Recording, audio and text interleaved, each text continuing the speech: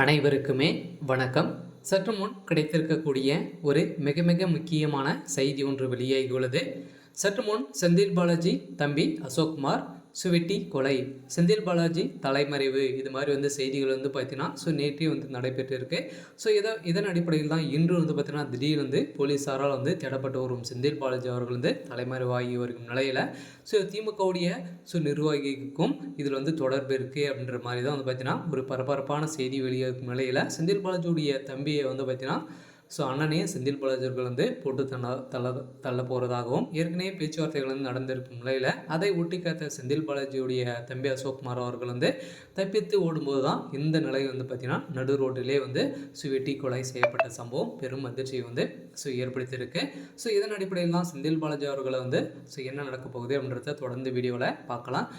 அதுக்கு முன்னாடி நம்ம சேனலுக்கு இப்போ தான் நீங்கள் முதல் முறையாக வந்திருக்கீங்க அப்படின்னா மறக்காமல் நம்மளுடைய சேனலை சப்ஸ்கிரைப் பண்ணி சப்போர்ட் பண்ணுங்கள். வாங்க வீடியோக்குள்ளே போகலாம். பார்த்தீங்கன்னா செந்தில் பாலாஜி அவர்கள் பார்த்தீங்கன்னா ஏற்கனவே நிறைய ஊழல்கள் செஞ்சுருக்கார் இல்லையா. அதிமுக இருக்கும்போதே போக்குவரத்து துறையில் பார்த்தீங்கன்னா வேலை வாங்கி தருவதாக நிறைய பண மோசடிகள் செஞ்சுருக்காரு. அப்போவே இவர் மீது பார்த்தீங்கன்னா வழக்கு பதிவு செய்த முதல்வர் ஸ்டாலின் அவர்களே பார்த்தீங்கன்னா இப்போ திடீர்னு பார்த்தீங்கன்னா ஒரு 5 வருடத்துக்கு முன்னாடி செந்தில் பாலாஜி அவர்கள் திமுகவில் இணைந்து பார்த்தீங்கன்னா மதுத்துறை அமைச்சராக இருந்தார் இல்லையா.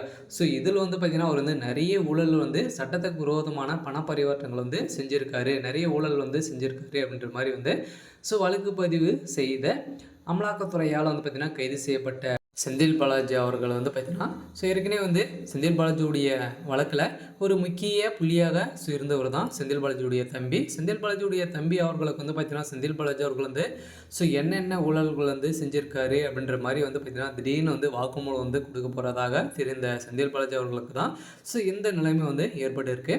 இதன் அடிப்படையில் தான் செந்தில் பாலாஜி அவர்கள் பார்த்தீங்கன்னா திமுக சேர்ந்த நிர்வாகிகளை கூலிப்படையை வைத்து செந்தில் பாலாஜியுடைய தம்பி அசோக்குமார் அவர்களே பார்த்தீங்கன்னா அவருடைய தம்பியே வெட்டி கொலை செய்யப்பட்ட சம்பவம் பெரும் அதிர்ச்சியை ஏற்படுத்தியிருக்கு.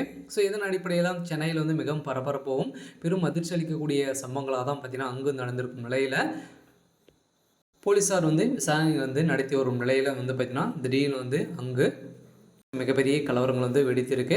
இருந்தாலும் திமுகவுக்கு பார்த்தீங்கன்னா இதுக்கு நிறைய தொடர்புகள் இருக்குது அப்படின்ற மாதிரி தான் பேசப்பட்டு வரும் நிலையில் இருந்தாலும் அசோக்குமார் அவர்களுக்கு தான் பார்த்தீங்கன்னா ஒரு முக்கிய புள்ளியாக இருந்தார் இல்லையா.